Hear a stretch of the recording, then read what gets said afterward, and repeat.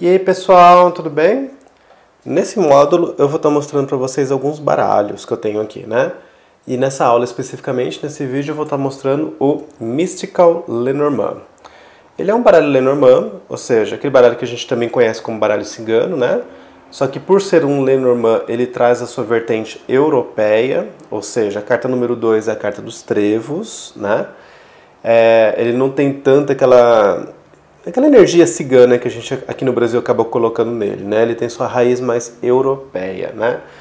E o que eu gosto desse baralho aqui é que ele tem uma simbologia a mais nas cartas. As cartas são muito mais trabalhadas, a ilustração delas é muito mais rica e tem uma simbologia esotérica nessas cartas aqui também. Eu vou estar mostrando para vocês, tá bom? Então vamos dar uma olhadinha. Eu tô até com o Lenormand clássico aqui pra gente fazer umas comparações. Ele vem com o seu livrinho, um livretinho de conceitos-chave, palavras-chave, né? Tiragenzinhas. E aqui tá as cartas. Então a gente começa o Lenormand sempre pela carta do Cavaleiro. O que é legal desse baralho aqui, gente? Primeiramente, as molduras. Todas as cartas têm uma moldura ornamentada e trabalhada, né? No canto superior esquerdo traz a numeração da carta e no canto superior direito, em algumas cartas a gente tem associação astrológica, em outras cartas tem uma numeração que eu sinceramente não sei o que é essa outra numeração que eles trazem, né? No livretinho não vem explicando, então eu não sei dizer exatamente o que é.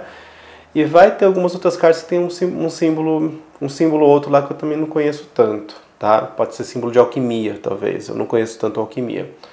Mas é interessante a gente perceber que tem essa simbologia a mais, coisa que a gente não encontra nos baralhos Lenormands tradicionais e nem nos baralhos ciganos tradicionais, né? E percebe que a ilustração da carta tem muito mais coisas, né? Tem muito mais informações.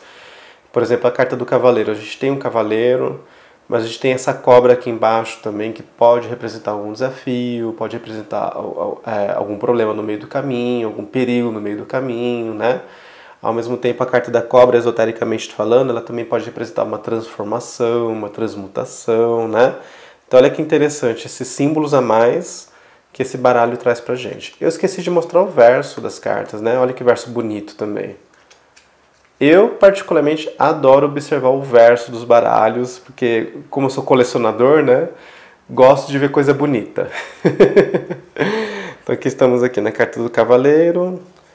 A carta dos trevos, aqui a gente observa que é um baralho Lenormand mesmo, né? Porque se fosse um baralho cigano brasileiro, a carta número 2 seria a carta dos obstáculos, dos paus e pedras no caminho, né? Então a gente tem a carta dos trevos, olha que interessante, né? Tem um rostinho nos trevos, a gente tem umas joaninhas aqui embaixo. Aqui em cima tem essa flecha. Eu não sei se aqui de repente é um símbolo de Sagitário, pode ser que seja, né? Sagitário tem a ver com expansão, crescimento, aprofundamento, né? Estudos, filosofia, espiritualidade, aventuras, bom humor.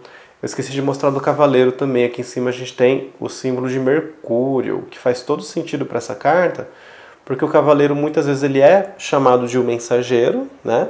E um dos possíveis significados dessa carta é justamente mensagens. Uma mensagem chegando, mensagem saindo. Comunicação tem a ver com o cavaleiro também, né? Porque lá nos tempos antigos, quando se mandava carta de uma cidade para outra, essa carta ia a cavalo, muito provavelmente, né? Lembrando que o cavaleiro também tem a ver com correios, por exemplo, né? Então tem tudo a ver com esse símbolo de Mercúrio aqui em cima, que Mercúrio também rege muito a nossa comunicação e a nossa inteligência, né? Então a gente tem aqui a carta dos trevos, a carta do navio. Olha que interessante, que bonito esse baralho, né? Aqui é um exemplo de uma numeração aqui que eu não sei o que significa, porque a carta do navio é o número 3, lá em cima, né? E aqui tem o número 9 também, então não sei o que é esse número 9, sinceramente. Mas vamos seguir adiante. A carta da casa, olha que bonita a carta da casa, né? Um casarão grande, todo ornamentado, tem um pavão aqui na frente, tem um vasinho de flores aqui na frente, né?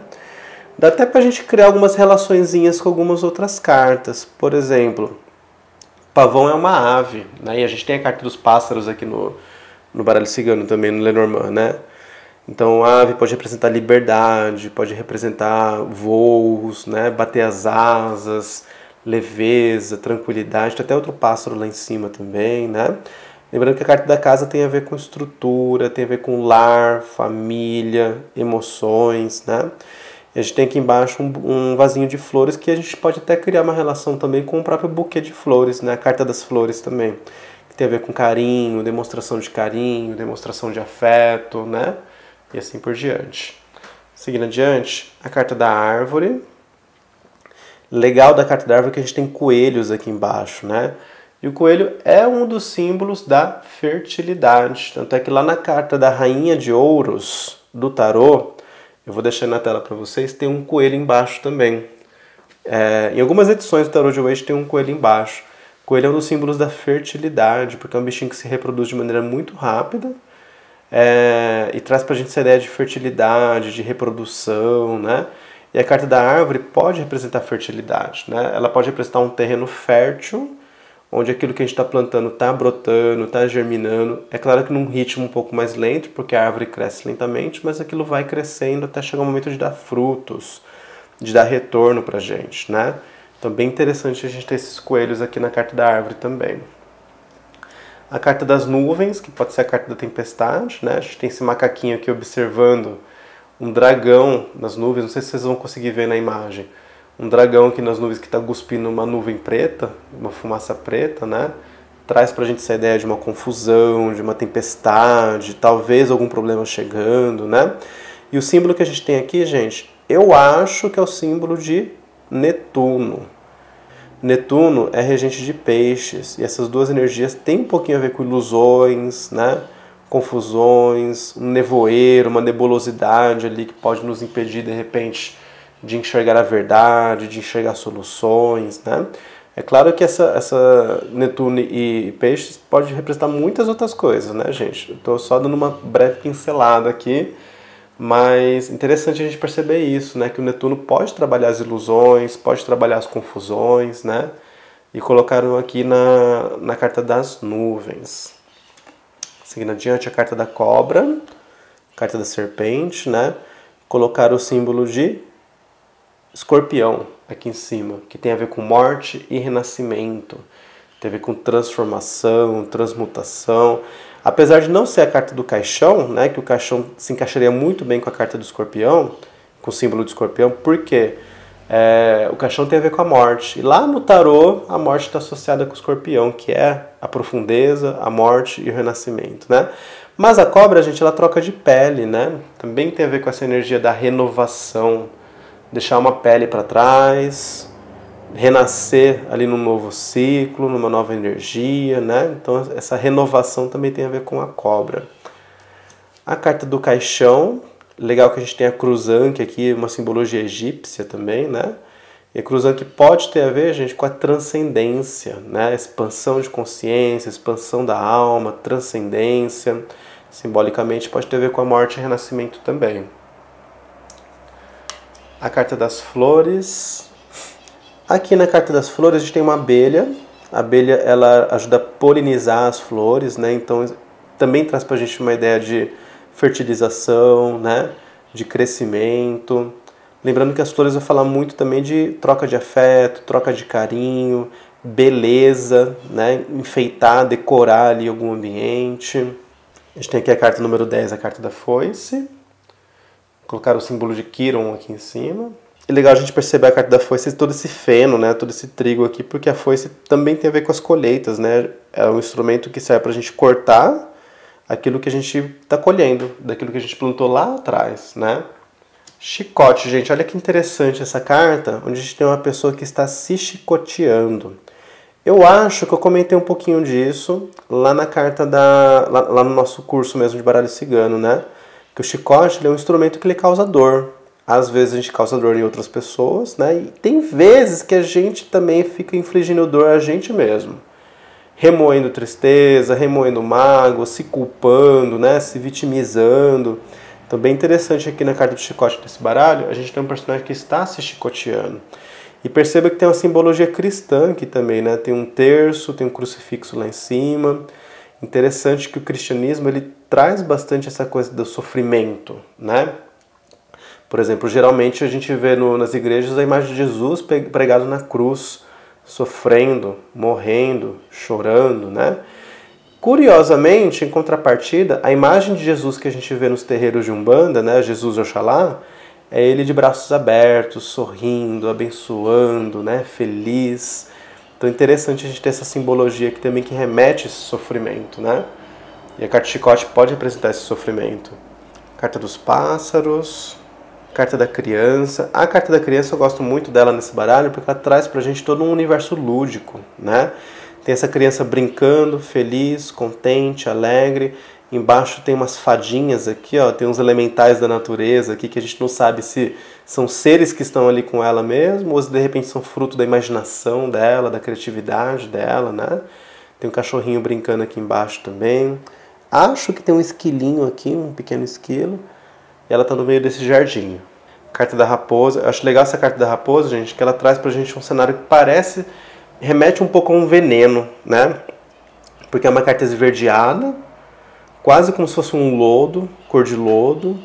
Lá no fundo esse tom roxo também, que com esse verde traz uma sensação meio esquisita também, né?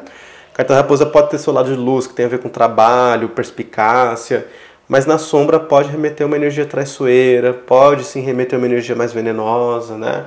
Pode falar de uma pessoa de muita lábia, uma pessoa manipuladora, né? Então bem interessante esse jogo de cores que a gente tem aqui na carta da raposa. A carta do urso, bem pesadinha, bem densa, né? Traz essa agressividade do urso, esse peso todo do urso, né? Carta da estrela, gente, como eu gosto dessa carta aqui. Olha que interessante que a gente tem um céu estrelado lá no fundo. A moldura da carta, na verdade, é uma grande janela, né? E a gente tem uma luneta aqui, né? Uma luneta com um globo. Essa carta, nesse baralho especificamente, me transmite muito a sensação de expansão de horizonte, né? Uma coisa é você ficar trancado dentro do quarto, uma coisa é você ficar trancada dentro do quarto. Outra coisa é você se permitir enxergar além. Você usar até um instrumento aqui de ampliação, uma luneta aqui, para você enxergar mais além ainda, né? Metaforicamente falando, tem momentos da nossa vida que a gente só enxerga aquilo que está na nossa frente.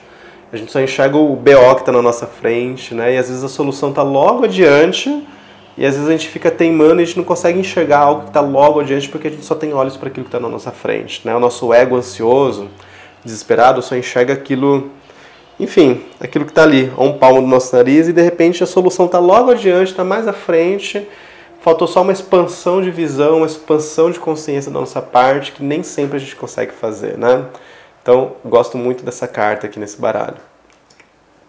Carta da cegonha, gente, olha que interessante. Aquela carta que pode ter a ver com nascimentos, pode ter a ver com gestação, pode ter a ver com gravidez, né? Ela não se limita somente a isso, ela pode ter a ver com transformações, mudanças, enfim. Mas gestação e gravidez é um dos temas da carta. Aqui embaixo a gente tem uma taça com um bebezinho. Não sei se vocês vão conseguir ver, eu não consigo aproximar a carta aqui porque vai sair do foco da câmera, mas eu vou tentar dar um zoom aí na edição aí pra vocês verem que tem uma criancinha ali embaixo. Muito bonitinho. A carta do cachorro. Carta da torre, gente. Olha que interessante a carta da torre, né? Que uma das principais assuntos que ela traz pra gente é a ideia de isolamento, de introspecção, você se afastar, se isolar um pouco para você colocar a cabeça no lugar, né? Aqui podemos trazer essa interpretação de uma pessoa que está isolada, trancada dentro dessa torre, né? Outra interpretação bem legal que a gente pode trazer é a torre que a gente constrói ao nosso redor para a gente se proteger do mundo externo. Especialmente se na nossa história de vida, se na nossa bagagem, a gente sofreu no passado, né? Sofreu preconceito, sofreu injustiça, se a gente foi atacado. A gente constrói esses muros ao nosso redor para a gente se proteger do mundo externo. E chega uma certa idade que de repente a gente precisa aprender a desconstruir essa torre, né? Senão a gente fica trancado dentro dela para sempre, com medo de se relacionar com as pessoas, com medo de se relacionar com o mundo externo, né? E muitas vezes a gente precisa de um processo terapêutico justamente para a gente aprender a sair dessa torre. Olha o tamanho dessa pessoa lá dentro e o tamanho da portinha dela, né? Olha que curioso isso. Carta do jardim. Carta da montanha. Eu gosto dessa carta aqui também, que traz pra gente aquela ideia de estar escalando uma montanha, estar subindo uma montanha, né? Esse personagem está subindo uma montanha com alguns animais aqui, os animais estão carregando o peso dele, né? Provavelmente os pertences pessoais dele, né?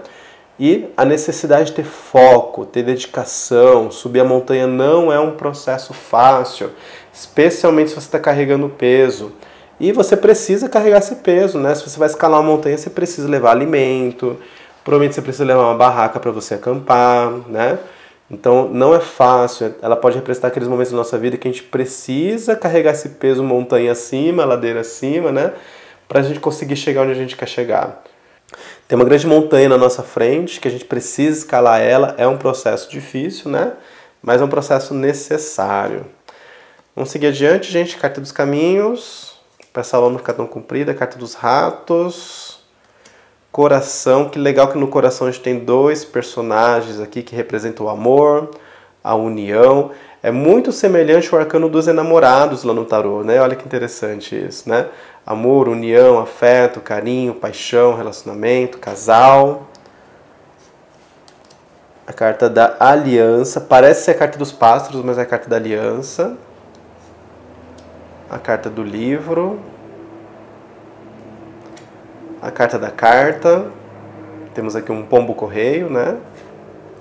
A carta do homem que traz ali o símbolo do masculino, o símbolo de Marte. A carta da mulher que traz o símbolo de Vênus lá em cima. A carta dos lírios. A gente vê essa personagem dentro de casa, cultivando e cuidando dos lírios dela. A carta do sol, que por um lado ela traz brilho, luz, alegria, mas por outro lado, para quem está num deserto, atravessando um deserto, esse mesmo sol pode queimar, pode machucar, pode ser bem difícil, né? Então que legal que na mesma carta a gente tem a luz e a sombra. Acho interessante também aqui o símbolo de leão aqui associado ao sol, né? A gente trabalhou bastante essa energia aqui lá na carta da força, lá no tarô.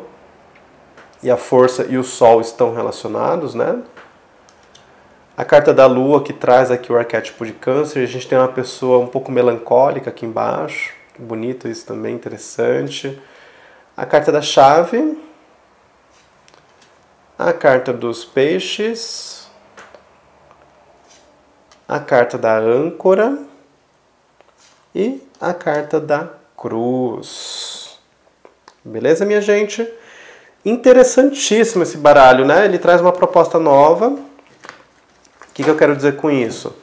Quando a gente pega o baralho cigano, o baralho Lenormand, geralmente, gente, é só o desenho principal que a gente tem nas cartas. Por exemplo, aqui só tem a árvore, é só o caixão, né? Só o buquê de flores, só o cachorro com a casinha dele, caminhos, só a carta da carta. Nesse baralho aqui especificamente, a gente percebe que a ilustração é muito mais rica em detalhes, né? Tem muito mais detalhes, tem muito mais coisas acontecendo aqui na carta. E isso é uma coisa bem interessante. Isso, na leitura, estimula muito mais a nossa intuição, estimula muito mais a nossa criatividade. Quando a gente observa elementos diferentes, isso estimula a gente, né? O nosso inconsciente, nossa intuição, isso é bem interessante. Acho que é um exercício bem interessante, tá bom? Espero que vocês tenham gostado, a gente se vê numa próxima aula. Até mais!